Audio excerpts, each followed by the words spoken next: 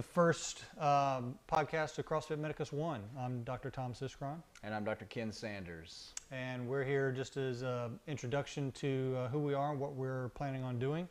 As you can see our logo here, truth is our venom, snake crushing chronic disease. And that's what CrossFit Medicus One is all about. I'm going to let Ken tell you a little bit of how we got started. So we started into CrossFit several years ago, but starting CrossFit Medicus One has really been in the past, year and a half probably. A genesis, the beginning was us both listening to Greg Glassman's discussions of the 5 buckets of disease, YouTube videos. I think we were Googling around looking at things and found this and watched this, and that worked into us inviting Greg to Shreveport, where we live, to have a grand rounds at the local medical school, and then meeting with him several times, and this just grew into the unlikely combination of a urologist and a facial plastic surgeon helping people get off of diabetes medications. You know, it just really doesn't make much sense when you think about it, does it, Tom? What I was going to say is it's kind of a marriage of our two loves. We love medicine, obviously helping people, and we love CrossFit. I've been CrossFitting since 2012. I think you were a year ahead of me. Something like that. And we just kind of realized that medicine and CrossFit are really one and the same, or health in CrossFit. And that's what Greg Glassman and CrossFit Health are trying to do, is push that concept even harder now with all the recent news that we've seen about how they're altering the game's structure and minimizing the tip of the spear athletes. Lots going on. His focus, or refocus as it's been put, is back to the basics of what this is all about health creation. He felt like CrossFit was all about, and then in the beginning was about improving people's health and nutrition. Right. So this is just an introduction. What we're going to be doing is producing a series of podcasts. Don't know the schedule yet, or really what our plan is, but we hope to bring relevant content in the area of health and CrossFit and how they combine. What do you think about our target audience? Our target audience really is, I guess, first of all, a lot of physicians have asked us about, talk to us, help us, how do we do this, how do we do that? So I think that's going to be part of it. I think that's probably my main focus, is to push this concept to more physicians, because we're definitely in the minority. Sure. We sit around the lunch table with physicians all day long, and I get made fun of more often than not for doing CrossFit and eating a low-carb, healthy, whole foods diet. And I want to bring the concept that CrossFit is health to them on a wider basis. And we're going to have guests. I want to bring a lot of physician guests. We're going to have guests, topics pertinent to CrossFitters, nutrition, physical therapists, patients who we've brought into our clinic. Yeah, I'd love to have some of our patients in. Talk firsthand about how they were able to improve their chronic disease conditions and why we were able to make that impact. I think we're also wanting to have somewhat of a structure to our podcast, where we feature articles of interest in the medical literature and in the CrossFit community, and intertwine them as much as possible. We're going to have, I would love to bring on that recent Lancet article that is low carb detracts from lifespan. Yeah, major journal, but I'll go ahead and mention that in the first podcast today, because I actually posted it to our Facebook site. By the way, this will all be in the show notes and links to our Facebook page, CrossFit Medicus One, Instagram, CrossFit Medicus One, website coming soon. But I posted to our Facebook page today a very nice rebuttal to that article. Good. That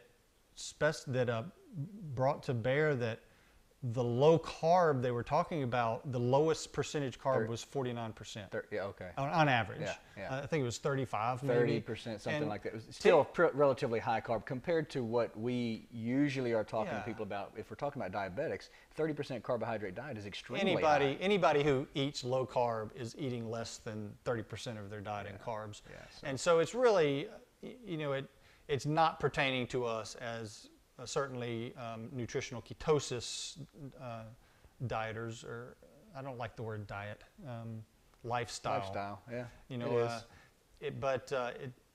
it's probably not pertinent to even people who are doing paleo or caveman diet or zone diet. You name your diet, it's, you know, it's probably not pertinent to them. It's just another sensational observational study, which anybody who knows about studies knows that those aren't good.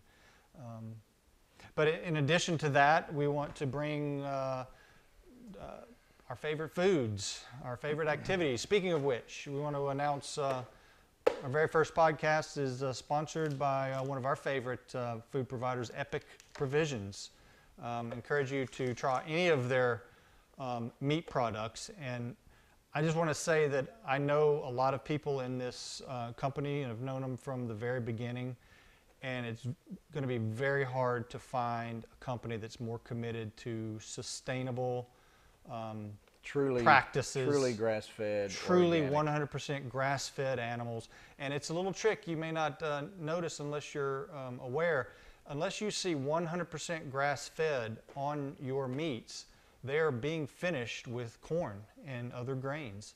And as we're going to delve into in future editions of our podcast, that makes a big difference in the meat you're eating and the fat content. I heard this recently. We are what we eat, but we are what our animals eat. What the animals we eat, what they eat is actually what we are too. So the corn and grain finished animals, it fattens them very quickly with a lot of polyunsaturated omega-6 fats, which are the more inflammatory fats, as compared to the saturated and the omega-3s.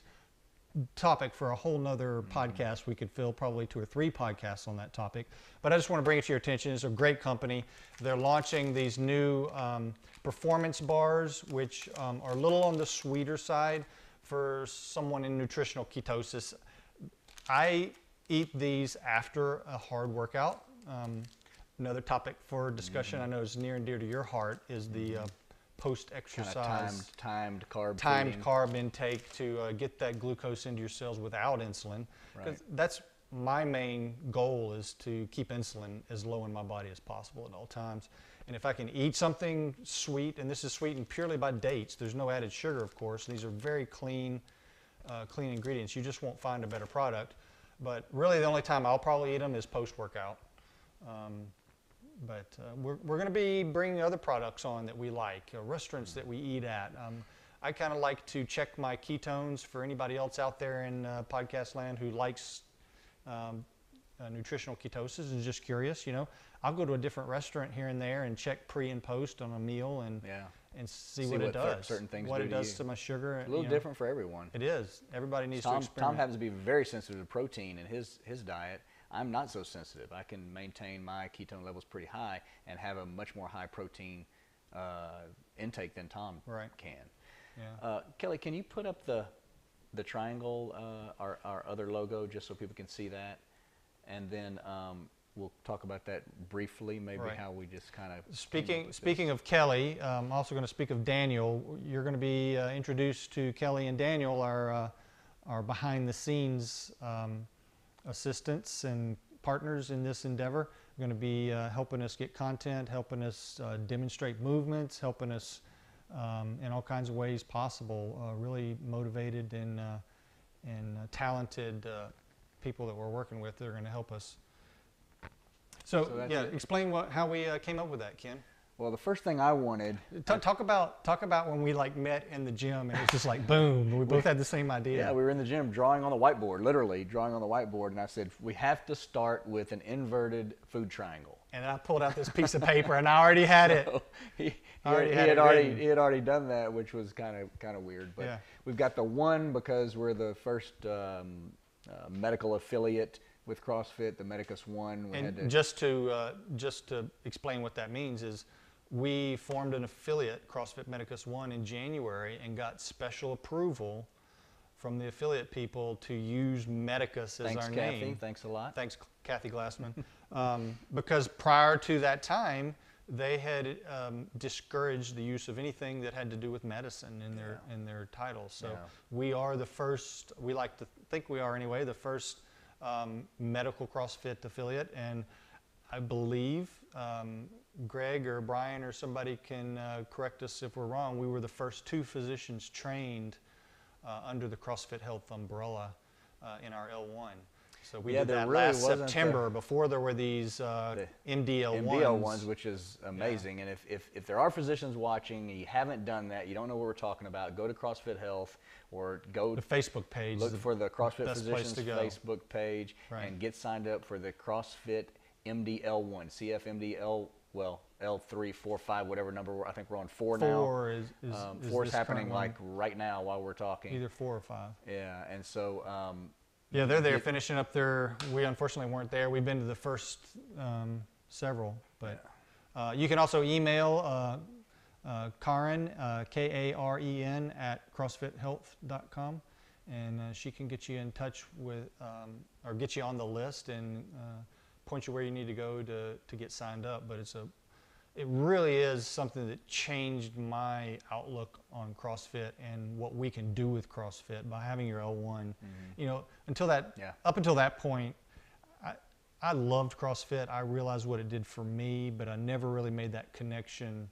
I don't know if you ever did prior to that. I never made the connection on how we could actually help our patients with that. It was an eye-opener to do the L1.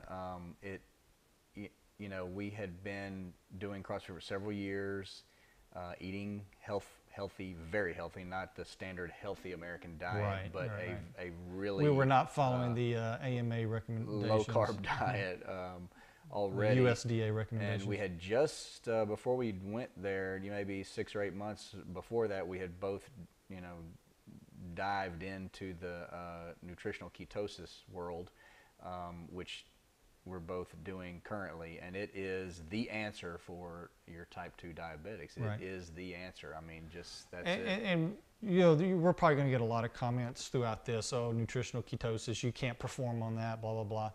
And I want everybody to understand out there, I'm not saying, and I don't believe Ken is either, that nutritional ketosis is for everybody. Absolutely not. Diet, just like your fitness, if you remember the CrossFit sickness, wellness, fitness. We'll be able to pull that up. Yeah, we have that. The sickness, wellness, fitness continuum. This is the basis of what we do. That Greg uses to describe. Yeah, I mean, this is how CrossFit works. No matter what health measure you want to put under this arc, whether it be your blood pressure, your body fat, or whatever, it will drive you from sickness to fitness on this continuum if you do functional movements performed at high intensity on a constantly varied basis. Eat real food. You know, nuts, we all seeds, hear the meats and vegetables, nuts and seeds, yada, yada, yada. But I want you to think of another continuum. This is the nutritional continuum. And the way I think it should be is the percentage of carbohydrates. Sickness is the low-fat, high-carb American That's exactly diet. right. It's right here. And I believe the further you get to this point, the more you're getting refined carbohydrates. And some people, all carbohydrates other than those found in vegetables was the way I get them. You know, leafy green vegetables and... you mean the more you're removing... The more you're removing them... Refined carbohydrates. Going more towards a fat diet, I believe that is a healthier diet for everybody. Now, there's people who will disagree. And we're going to dive into that in more detail in our podcast, and talk about the metabolism of all these different macros. But it's the most important thing. Without a doubt, believe that removing processed, refined carbohydrates in the form of flour and all products made from flour and sugar, it's my personal belief that is more healthy. And the more you remove, the more you'll go towards this fitness. I mean, it is the foundation of CrossFit. You know, the newer L1 shirts, the foundation of the pyramid is nutrition. It starts with nutrition. If you have poor nutrition, you are not going to be able to work that out in the gym. And that starts with Not getting gonna sugar out of your diet. And we're going to Sugar's explain what sugar does to you, but get sugar out of your diet, refined sucrose, table sugar. So we could talk about this all day long, and we've got a lot of other podcasts, but we're also going to be mentioning in our podcast people who are on the same wavelength as us, which brings us to our first shout out to Reagan Dooley at Octane CrossFit, and show his famous shirt here. We just received these in the mail. Thanks a lot, beautiful. Reagan. This guy sent us these shirts. And Reagan, he's a box owner, not a physician. Right. And awesome. His partner Daniel. Sorry if I don't recall. if I'm forgetting his name, but they came up with putting that on their sign outside their gym. They're not physicians; they're just box owners. And Reagan was in the medical field. He was a paramedic. No, he was a radiation nuclear med, I believe, Okay. nuclear med radiation tech. And what balls it takes to put that on your sign outside. You know, not being. I would put it as a physician, but I love it. But I think it's really good. So he sent us these shirts. We did a little swap with ours, and he sent us this nice note. And I wanted to tell you, Reagan, that we're going to be stealing. He put Medicus One and Only on there, and we're going to steal that from you. We're CrossFit Medicus One and Only from now on. Okay, so we have to rename it to talk to Kathy. So shout out to Octane CrossFit in Phoenix, Arizona. We're going to bring other box owners here. Fred Passon, the owner of our box SBC. I'd love to get him on the podcast. Yeah. I'd love to get some of the members here, and you know, we can be a traveling podcast, and when we go out, and I want to get Sevon on the podcast, since he's the one that started us in the podcast. Encouraged us quite a bit. Encouraged us quite a bit. We talked about it, so. Met him at the games, and this past games we were there hanging out and talked to him about doing a podcast. And I'm so heartbroken that that his podcast has been kind of put on the back burner for now, they say, because of their focus on health, and I'm excited. Hopefully it'll be coming back even greater than it was before. But lots to talk about in this realm of fitness and CrossFit. And again, this is our first podcast intro into it, and there's a lot more to come. Anything else you think we can I'd say want to go ahead and throw the net out for topics and good point. or even Good not point. major topics, but questions that you guys have. We have a lot of these already that have been sent to us, and I think we can get going pretty quickly. But anything that drives your interest when it comes to CrossFit and nutrition, health, crushing chronic disease is our hashtag that we love. Get it to us. We want to know. And we don't know all the answers, but we can find them. We do a lot of reading. We can find answers. If you have a question for us, you could probably find it on YouTube yourself as easy as we could, but we're passionate about this, and we will try our best to find some of the things I know we're going to talk about.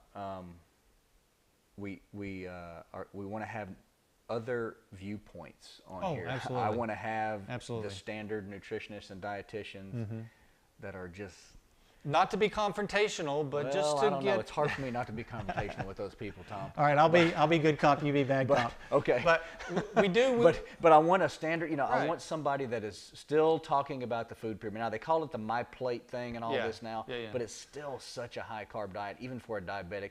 Tom sent me a picture of a plate in a man's room the other day at the hospital. 600 pounds, diabetic. Is it on our Instagram? Did I post that?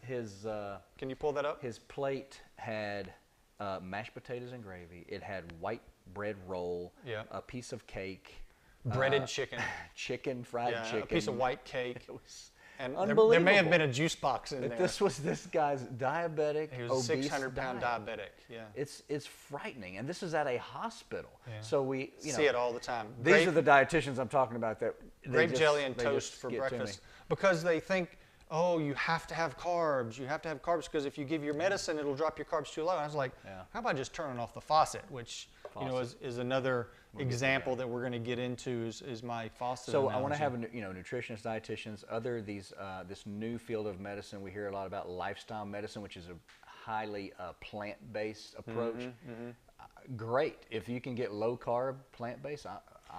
Who cares? And I'm fine with that. And then the other, I think we want to have people that are into training, trainers that are working with obese people, people that are deconditioned. Right. I know we both do, Right. but other people that are doing that in the community that can help other physicians and trainers that are doing this, how we really, you don't understand scaling until you're scaling for someone that can't even do 10 air squats. Right. And we've seen this. That's a good point, and because Fred Passon, the owner of SBC, when I brought one of my patients in and he literally was sweating bullets, ready to stop after 10 air squats. Yeah. Not even air squats, box squats, sitting down to a 30-inch box. Yeah. I mean, Fred was like, man, far from parallel. I'm glad you're here in case he has a heart attack. So, I mean, we know that there's a lot of concerns. There's probably other box owners out there who have those, and we can kind of give our experience into how we approach it